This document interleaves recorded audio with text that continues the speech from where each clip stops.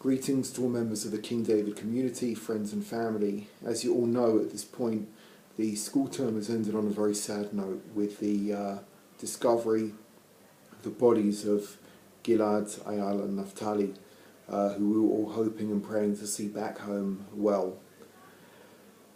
During this time, these last 3 weeks, a lot of people have been behaving differently in a very positive way. I want to focus on one specific aspect of how people have been coping with this tragedy and responding to the tragedy, and offer what I hope will be a helpful insight into it. A lot of people, women especially, have been lighting an extra Shabbat candle or 3 extra Shabbat candles for these boys. And it's a beautiful thing and it's a wonderful way to show that you care and to do something. But I want to suggest we take the mitzvah a step further and a step deeper. If we look at the idea of lighting Shabbat candles, what it's really all about is creating a pleasant atmosphere for Shabbat. Now on Shabbat, once Shabbat begins, if it's not light enough, there's not much you can do. You're stuck that way. And the traditional greeting of Shabbat is Shabbat Shalom. We wish for peace.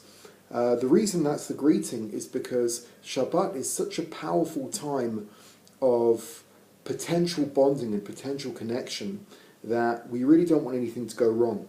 And therefore the sages said, light candles in your homes. Make sure that every room that people are going to be in is illuminated enough to use, because if people are tripping over, if people are bumping into each other, if people are stubbing their toes and knocking things over, it can really ruin the atmosphere. So the idea of Shabbat candles is to create a more pleasant, a more comfortable, a more user-friendly environment for other people. So these days, how does that work? We've got electric lights, and in most places the electric lights do enough, and the Shabbat candles are simply a ritual. And although it is somewhat halakhically controversial of whether we should even still light candles, the overall custom is to light candles. But we have to bear in mind that we're really fulfilling the mitzvah of Shabbat candles by having electric lights on in our homes. So if we light more candles, what are we actually doing?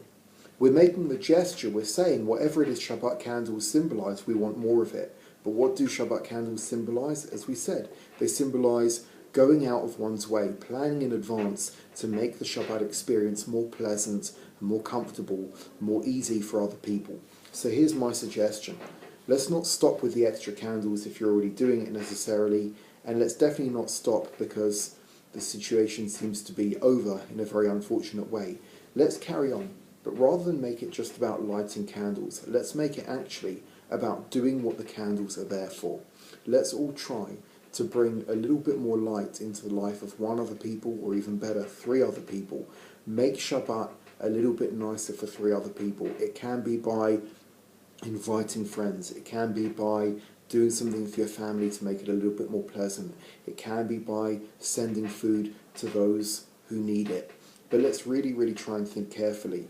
And it's a wonderful thing to do things with friends and to share things with friends, but try and think about people who need it. If you're going to invite people for a Shabbat meal, invite your friends who you always socialise with, and that's a wonderful thing. But think about if there's anyone you know who would not be getting a Shabbat meal otherwise. If you're going to send gifts or send food, think about if there's anyone you know who that gift will really make a difference to them and actually fulfills a need.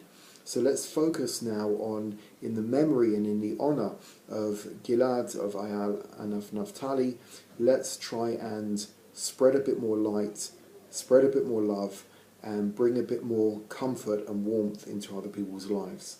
Wish you all Shabbat Shalom, a wonderful winter break.